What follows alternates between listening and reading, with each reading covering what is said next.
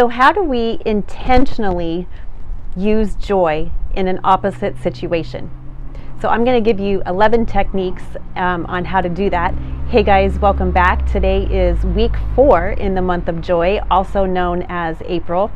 And as I mentioned in week 2, April is my birthday month, and joy is the character trait out of the 9 fruit of the Spirit that I struggle with the most. So in honor of that irony, I am wearing this t-shirt, and that's just my way of saying, Tara, I am talking to you. You need more joy in your life. So, preaching to myself today.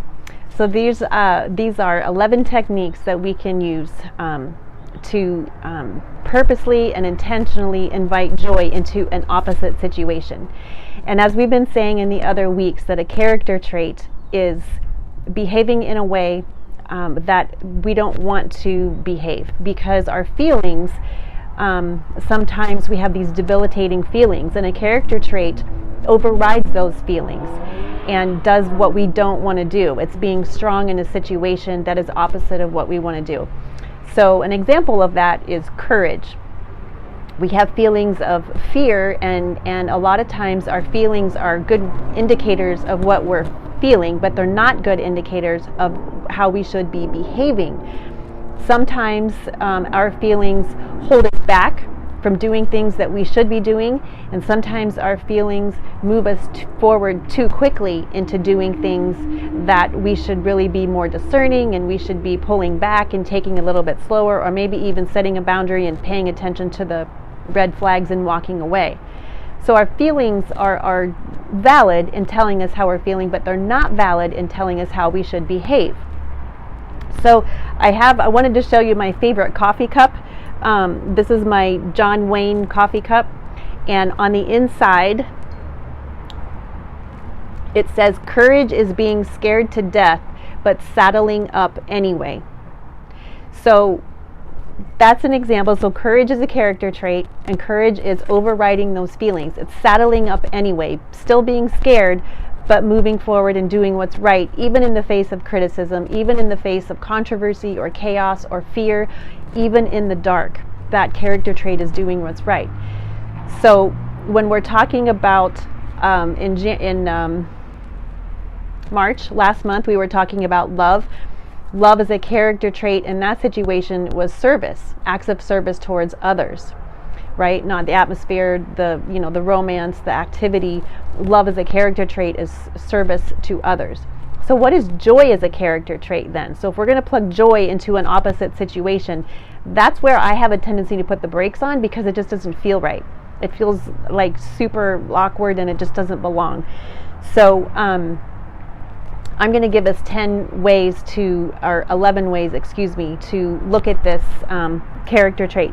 And so the first thing is to acknowledge the fear and the anxiety and the worry and the pain that you're having. So if you watch This Is Us, if you're a fan of that show, remember, can't remember if it was this season or last season, but they were, Randall and Kevin were in the car, and they were playing that game, worst case scenario. Right? And so they had this fear, worst case scenario, there was going to be a car accident, somebody was going to die, all these horrible things.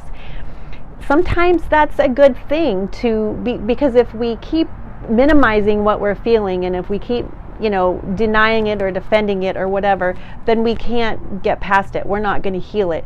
So acknowledging the worry that we have, acknowledging the worst case scenario, just saying it so that we're not burying it, is often a first step. Number 2, acknowledge who God is in your prayers. If there's a plane full of people, I don't care what religion or what belief you are, everyone's going to be like, "Oh Lord, save us, don't let the plane crash," right? So in your prayers, when you're praying, who is the God that you're praying to? Who is that? And then number 3, if you don't know who that is, and if you're not, acknowledging who that is, then pray to find out. Say just, in my prayers, oftentimes I'll say, "Pray, Lord, I pray that I know you more.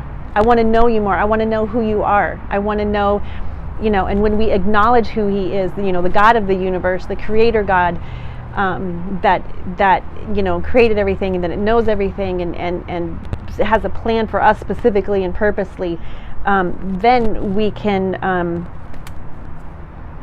I just lost my train of thought. Let me go on to the next one. So when we're praying to know who God is and finding out who he is, recite his character traits. I do this often. God, you are just, you are righteous, you are loving, you are trustworthy, you are faithful, you are the protector and the provider. You are, you keep us from things, seen and unseen, and on and on. When we pray his character traits, and of course the fruit of the Spirit, love, joy, peace, patience, kindness, goodness, faithfulness, gentleness, self-control, those are also the character traits of Jesus, of God. So when we pray those, now we have like a solid bearing in who it is that we're putting our trust in and who it is that we are reaching out to. Recite the promises. There's over 7,000 promises in the Bible. One of the first Bible verses that I memorized, I think I was like 8 or 9 years old. We were at Ludlow Falls church camp, and it was Deuteronomy 31:6. Do not be afraid. Be strong and of good courage. Do not fear. For the Lord thy God, he will be with you and never forsake you. That's a promise that we don't have to fear, that he's always going to be there. He's going to have our back, and that he's got this. And so we don't have, fear isn't from God. Fear's from the devil.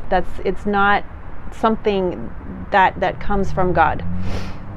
So when we recite his promises and recite that, all of those different verses that we've learned, that gives us a sense of peace. It gives us a sense of joy that we're not alone and that he's got this.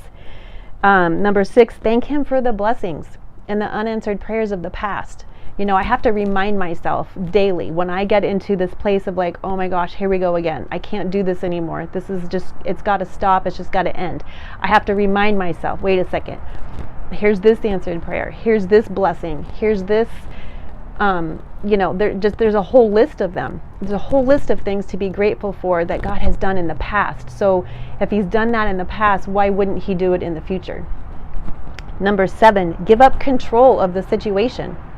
When we're worrying and when we're fearful and we're placing those phone calls, we're looking on the Find My Friends app on our phone, like to see where our kids are and see where their location is all the time. That's fear and that's worry. And that's trying to be it's a false control in a situation that we just don't have control of. If we're looking at that map or we're not looking at it, what's going to happen is what's going to happen. We have no control over it, right? And so we're worrying. Worrying does not prevent something from happening, and a lack of worrying does not promote something to happen. Our worry has no control over the situation. All we're doing is making ourselves sick. We're just drinking poison, like Rick Warren says, and we just need to give up control and know that God is bigger than our problems and he's got this. Swap fearful prayers for I trust you prayers. I do this, I've trained myself to do this a lot. I need to do it more, obviously. Instead of saying, oh God, please fix this, or please don't let this happen, I trust you, Lord. I trust you, Lord. I trust you, Lord. Don't ask God to fix something or someone that that person should do for themselves, including us. God is not codependent. So if we're praying to God, oh please fix this person or please make this situation stop, we're praying a worry fear. We're holding on with white knuckles, right? So God's not codependent. We all have free will, and we have to be responsible to do our part. As the person that we're praying for, they have to do their part, and they have free will, and sometimes they just don't want to do things that are healthy. And there's nothing we can do about that.